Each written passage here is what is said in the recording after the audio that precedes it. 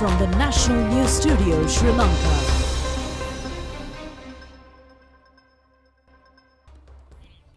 Good evening to you and a warm welcome to the news live from the National News Studios. I'm Sharifah Tahir and joining with me tonight is Uwin Hettiarachchi. First up, we take a look at the headlines. Samagi Janabalawegaya launches a protest in Colombo Fort. Visit of the IMF delegation to Sri Lanka concludes recommendations to enter into an agreement.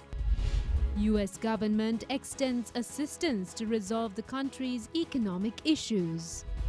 7,500 rupee monthly allowance for economically affected families from July. Bus fare increases. Minimum fare is at 40 rupees. An agreement to acquire 100,000 metric tons of LP gas. A member of the Marcos family ascends to the presidency in Philippines after 36 years. Now on to those and more stories in detail. On today's top story, Dr. Nandalal Veerasinghe has been reappointed as the governor of the Central Bank of Sri Lanka for another term of 6 years. The reappointment was made by President Gotabaya Rajapaksa. Dr. Nandalal Veerasinghe received the relevant appointment letter at the President's official residence in Colombo Fort today. Prime Minister Ranil Wickremesinghe, as the Finance Minister, made his recommendation to extend Dr. Veerasinghe's tenure as Governor of the Central Bank for a new term. Samagi Janabalawegaya launched a protest near Colombo Fort Railway Station this evening. Opposition leader and the SJP party leader Sajid Premadasa also took part in the protest. Top story.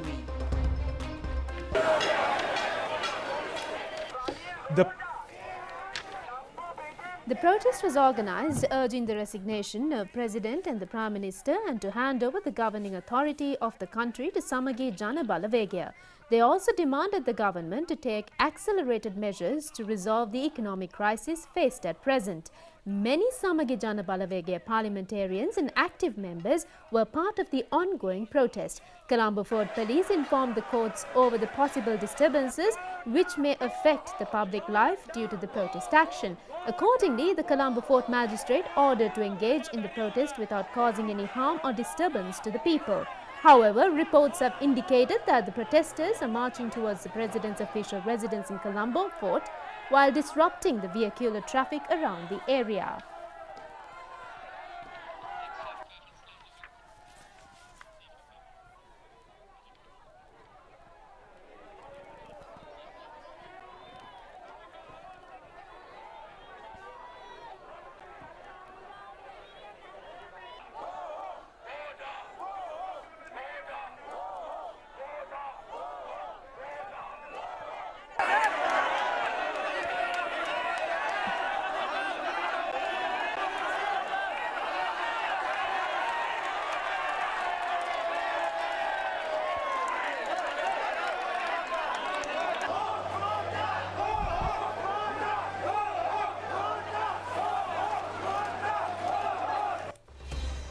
Story.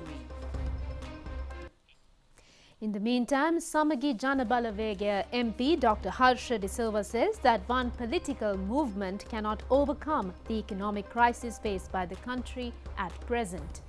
He emphasized that the importance of an all-party government to be rebuild the country. The parliamentarian made these remarks during a media briefing held in Colombo today. MP Dr. Harsha De Silva said the broadened economic reforms should be introduced in order to resolve the crisis in a sustainable manner. Therefore, he said that all policies on taxation, expenditure incentives and relief incentives, fiscal monetary policy pertaining to state institutions and state services, as well as pensions should be reformed accordingly. He pointed out that this government for single political party will not be able to achieve this mammoth task. Therefore, he pointed out the requirement for all parties to gather together in order to address the economic reforms. International Monetary Board states constructive and productive discussions on economic policies were held with the Sri Lankan authorities. Issuing a statement at the conclusion of the visit of the IMF delegation in Sri Lanka, the lending agency has indicated that significant progress has been made towards reaching a staff-level agreement on the IMF Extended Fund Facility arrangement in the near term.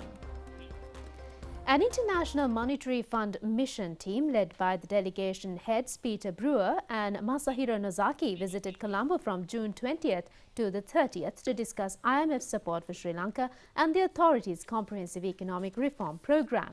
Deputy Director of the IMF's Asia and Pacific Department, Anne-Marie Gouldwolf, participated in policy discussions. The statement issued by the IMF mission team indicated the discussions focused on designing a comprehensive economic program to correct the macroeconomic imbalances, restore public debt sustainability and realize Sri Lanka's growth potential. The statement has further read that discussions advanced substantially during the mission, including on the need to reduce the elevated fiscal deficit while ensuring adequate protection for the poor and vulnerable.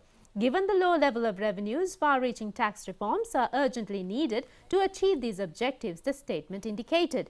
It has further revealed that other challenges faced by Sri Lanka include containing rising levels of inflation, addressing the severe balance of payments pressures, reducing corruption vulnerabilities, and embarking on growth-enhancing reforms. The statement also indicated that the authorities have made considerable progress in formulating their economic reform program and looking forward to continuing the dialogue with them. The United States Ambassador to Sri Lanka, Julie Chung, has assured the President Gotabaya Rajapaksa that the United States will assist Sri Lanka in finding a solution to the present economic crisis. This was shared when U.S. Ambassador Julie Chung called on the President at the President's house in Colombo today. A high-level U.S. delegation assured the support of the United States of America to maintain the relationship with the International Monetary Fund at a strong footing. U.S. President Joe Biden has also taken steps to provide humanitarian assistance to Sri Lanka on several occasions. President Rajapaksa expressed gratitude to the U.S. President Joe Biden for his support for Sri Lanka to enter into an agreement with the International Monetary Fund and for its humanitarian assistance. U.S. Ambassador Julie Chung shared with the President that she understands the current situation in Sri Lanka and is confident that a quick recovery will take place. Chief of Staff to the President, Anura Dissanayake, was present at this occasion. Minister Dr. Ramesh Patirana says 7,500 monthly allowance will be extended for economically affected families from next month. Accordingly, this allowance is expected to be distributed among 3.3 million families in the country. The minister made these remarks during a media briefing held in the Government Information Department today. Minister Dr. Ramesh Patirana said that the government has received $200 million from Asian Development Bank and another $200 million from the World Bank for the Economic Relief Distribution Program. He added that the government is expecting to initiate this program from the month of July. Accordingly, he said that a total of 3.2 million families are expected to benefit from this program. The minister said that each family is expected to receive 7,500 rupees each month. He also said that 1.5 million employees in the government sector and 600,000 pensioners are also expected to benefit from the initiative to face the economic challenges in the future.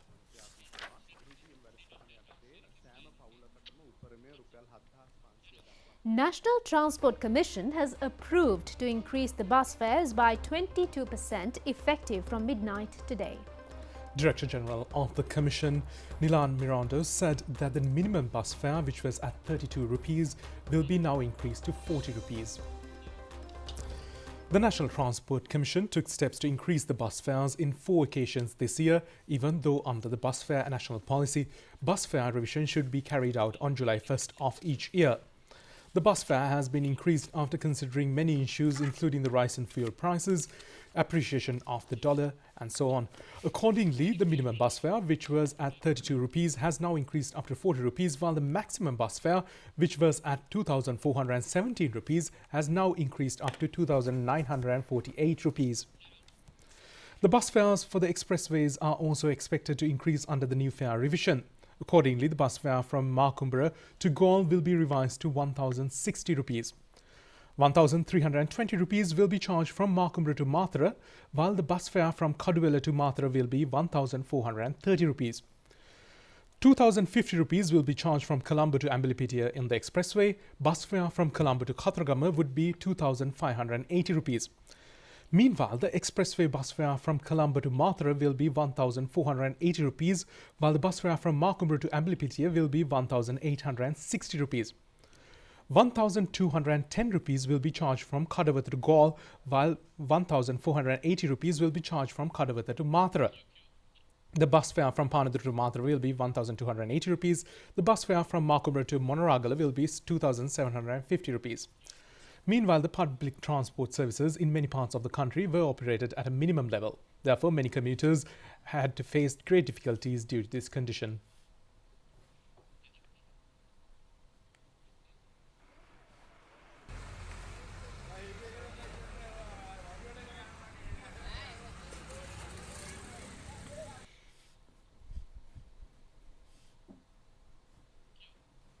A special program has been initiated to distribute fuel for essential services while maintaining available limited fuel stocks. Minister Ramesh Pathruna, during a media briefing today, said that the fuel has been issued for essential services through 107 SLTB depots. Consultant doctors and hospital staff of Badulla General Hospital reported for duty these days in bicycles or on foot due to fuel shortages. A discussion between Minister Bandunagala Ardana and representative of trade unions of the SLTB was held at the Highways Ministry yesterday over the salary discrepancies of the SLTB employees. Directors having his attention over the concerns raised by the trade union representatives, the minister instructed the trade union representatives to authorities to facilitate the opportunities to present the views of the Salaries and Quadro Commission as well as trade unions. Agreeing to the decision, the minister to resolve the relevant issue prior to the salary date, trade unions took measures to call off their trade union action and resume the services in a normalized manner. Meanwhile, the Lanka IOC has instructed all workers related to the Bowser operations to report for duty today to maintain the fuel's distribution. Long queues were seen near filling stations in many parts of the country even today, even though limited fuel stocks were available, with the CPC having been distributed only for essential services. Tense situations also occurred near several filling stations today as well. Meanwhile, residents in Obesekurapura Road have unravelled a group of individuals who had arrived in the area in a three-wheeler to steal diesel from vehicles parked on the roadside. Subsequently, the residents of the area had mounted the three-wheeler on a lamppost. Minister Kanchana Wijesekara held discussions with Qatar Ministries of Commerce and Industries Sheikh Mohammed bin Ahmad over investment related to energy and other industries in Sri Lanka. In a tweet, the minister said that discussions were also held over the development and trade sectors between the countries. The Litrogas company reached an agreement with the World Bank to purchase 100,000 metric tons of LP gas. The World Bank is expected to provide $70 million worth of financial assistance to purchase $90 million worth of LP gas consignment. Prime Minister Ranil Wickremesinghe says both Samaki Jana Balawege and Janata Vimukti Peramuna should also be incorporated for the cultivation campaign in the country. The Prime Minister made these remarks during a meeting of the Committee on Food Security today. Prime Minister Ranil Wickremesinghe said that a country may face issues pertaining to essential food items and consequently hunger with an economic collapse. He said that the government is vested with the responsibility to safeguard the people from such a situation. He said that relief programs have been commenced at present. The Prime Minister said that all sectors should come together at this crucial juncture. He praised both Samagi Jana Balawege and Janata Vimukti Peramuna initiating home gardening campaigns in the country and requested both the parties to incorporate the initiatives with the existing cultivation campaign. The Sri Lanka Medical Association says that Sri Lanka holds a vast potential in medical tourism. Sri Lanka has modern hospitals with international standard health services and adequate human resources for this purpose, the association pointed out.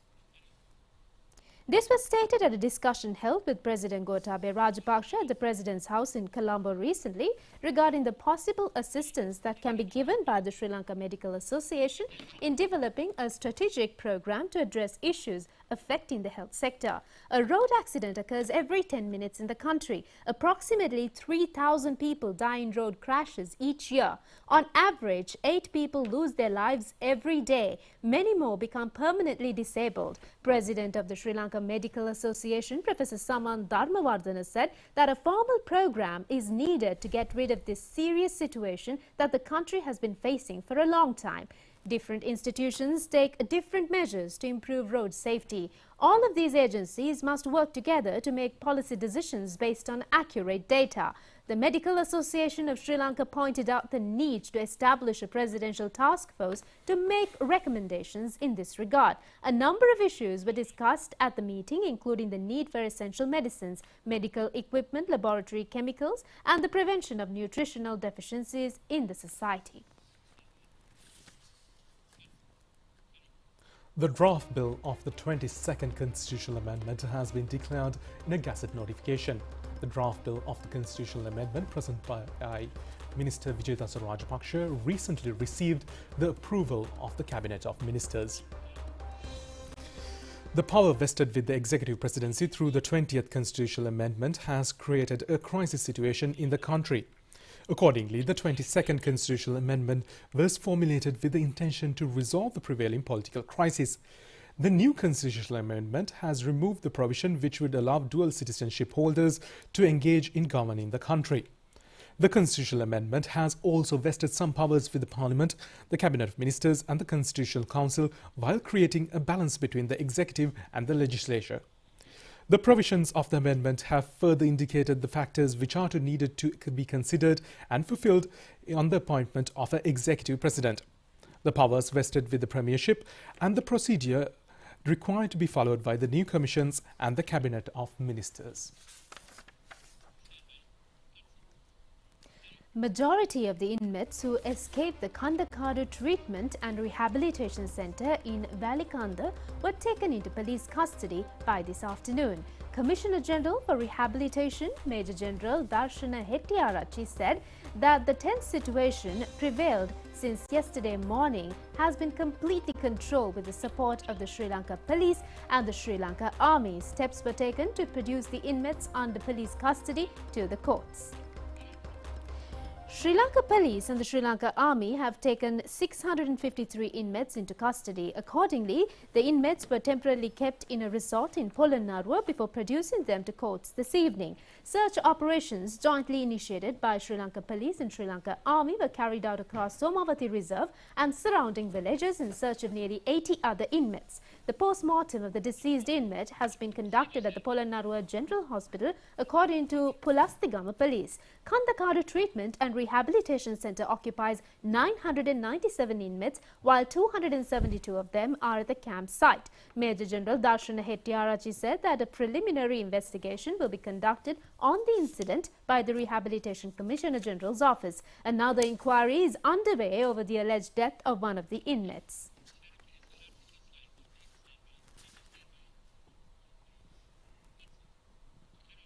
A workshop under the theme Media Laws, Ethics and the Responsibility of Media in the Face of the Present Crisis was held at the Sri Lanka Rupavahini Corporation premises recently. The event was held with the participation of the Director General of the Sri Lanka Rupavahini Corporation, B. Vijayaratne. The program was organized by Sri Lanka Electronic Broadcasters Association and the Sri Lanka Media Law Forum. Accordingly, the attention of the workshop was directed on the responsibility of the producers and the authorities on news broadcasting, transmission of information to public-sensitive occasions, media responsibility, media ethics, and the handling of media in the face of the present crisis.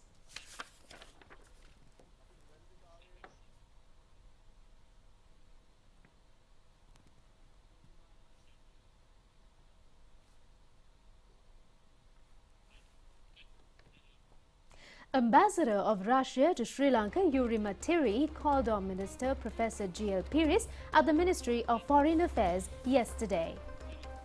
Minister Piris and Ambassador Matiri discussed several issues aimed at enhancing the multifaceted bilateral relations which celebrated its 65th anniversary in 2022. Minister Piris briefed Ambassador Matiri on several steps taken to overcome the economic crisis faced by Sri Lanka and observed the critical situation, particularly regarding fuel. The ambassador assured Russia's assistance to Sri Lanka and encouraged closer collaboration on pending engagements to further strengthen the bilateral ties.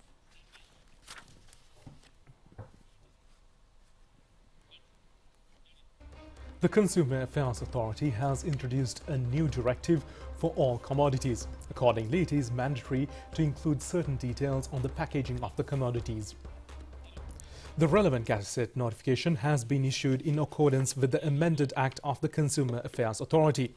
Accordingly, all commodities which are to be purchased with the consumers under the retail prices should be clearly mentioned at a maximum retail price, weight or volume, manufacturing, packaging and expiry dates, name and address of the manufacturer. The Gazette notification issued by the Consumer Affairs Authority has indicated that selling, storing, importing, producing, distributing, packaging or repackaging of products with no details will not be permitted under the new directive. Leader of National People's Power, Anurakkumara Dissanayake, says the country will be rebuilt within 6 months upon taking over the premiership. He made these remarks during a public rally held in Panadura yesterday. NPP leader Anurakkumara Dissanayake said that the government has to be overthrown and then an election should be held to elect a new government. However, he said that an election can only be held after 4 months period and they are ready to govern the country during this period. He said that then they will initiate the program to rebuild the country. He added that they will ensure a transparent process over the finances. He pointed out that the country should be able to attract a minimum of $800 to $900 million through a trustworthy government which will enable them to fulfill all the essential requirements in the country. He said that a proper taxation and efficient management of finances will allow them to manage the existing funds to govern the country smoothly. People in various parts of the country show a great interest on paddy and other alternative crop cultivations. People are involved in such cultivations with the aim to face the looming food crisis. A resident in Bandaravela, West Grama Niladhar Division, A. Jayasubha, has been able to cultivate a successful home garden on her 15-perch land. She said that only organic and solid fertilizers are being used for her cultivation, which consists of various types of vegetables. Another farmer in Ketawat village in Badulla is successfully managing a banana cultivation. He said that an income of 200,000 rupees is earned through this cultivation.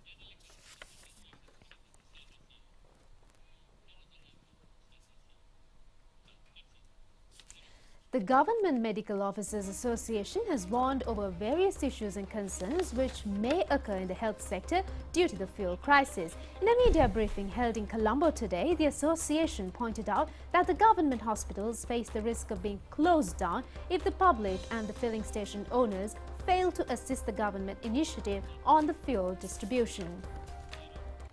President of the GMOA, Dr. Darshana Sirisena, said that many disruptions are already causing in several government hospitals, including clinics in main hospitals. He said that discussions were held over a medicinal shortage. He also said that during a recent discussion with the Ministers of Health and Energy, a decision was reached to provide fuel for essential services, including health sector employees. However, he pointed out that people were reluctant to support this initiative. Therefore, he urged the public to extend their fullest support in this effort, as some specialist doctors are unable to travel to hospitals in Anuradhapura and even in Jaffna for consultations. He also urged the authorities to improve the public transport services as well.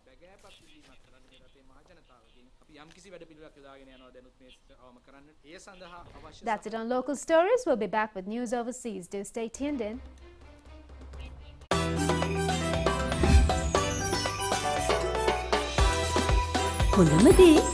විශ්වාසයෙන් treat කරන්න. Prima Treats. Life is a treat. අසීමාන්තික බලාපොරොත්තු කාලයත් සමග මියදෙන්නට නොදී සීනුවනින් යුතුව අලුත් ගමනකට සැරසෙන තාරුණ්‍යයේ පෙර ගමන සවිමත් කරන්නට NB අපි සූදානම්. මේ අසීරුම කාල සීමාවේදීත් 140ක වට්ටමක් අප ඔබට ලබා දෙන්නෙමු. NB Luxury Designer Wear Hotline 0777 125 000.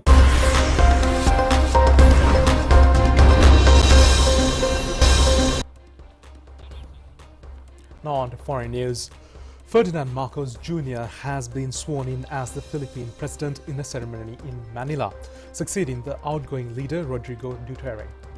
His inauguration marks a stunning comeback for the Marcos political dynasty, which was ousted after a popular revolt in 1986. Mr. Marcos Jr., nicknamed Bong Bong, won an election landslide last month. Sara Duterte, the daughter of the outgoing president, is being sworn in as vice president. Mr. Marcos Jr. took his oath of office at midday local time in a colourful ceremony at the National Museum. Flanked by his wife and 3 sons, he waved and smiled while observing a parade that featured an aerial display of jet fighters and march past of Philippines' various uniformed personnel. In his first speech as president, he thanked the crowd for delivering what he described as the biggest electoral mandate in the history of Philippine democracy. The 64-year-old leader is inheriting a country still on the road to recovery from a years-long pandemic and an economic outlook clouded by skyrocketing inflation and rising debt. Britain should expect to suffer more severe bout of inflation than any other major economies during the current energy crisis, the governor of the Bank of England has warned. Speaking at a conference of the central bankers in Portugal, Andrew Bailey said inflation was higher in the UK and would persist for longer than previously expected as soaring petrol and gas prices sent household bills rocketing to a new highs. Bailey said he was determined to bring down the inflation and was prepared to use the bank's power to increase the interest rates aggressively in response, though he added that it not may be necessary if the price growth slowed down towards the end of the year. His comments came as leaders of the world's most powerful central banks warned that the global economy was facing a new period of persistently high inflation unleashed by the coronavirus pandemic after decades of stability. Terima Kotumi Pantan.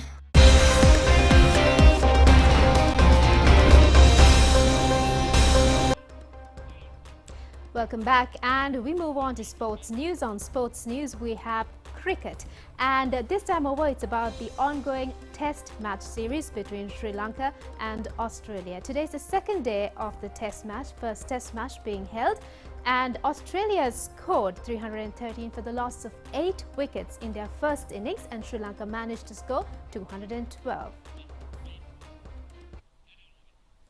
The match is being played at Galle International Stadium.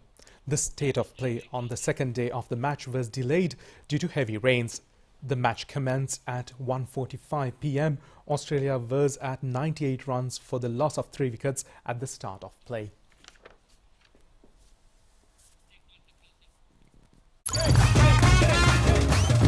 Terima Kotumi Pantan.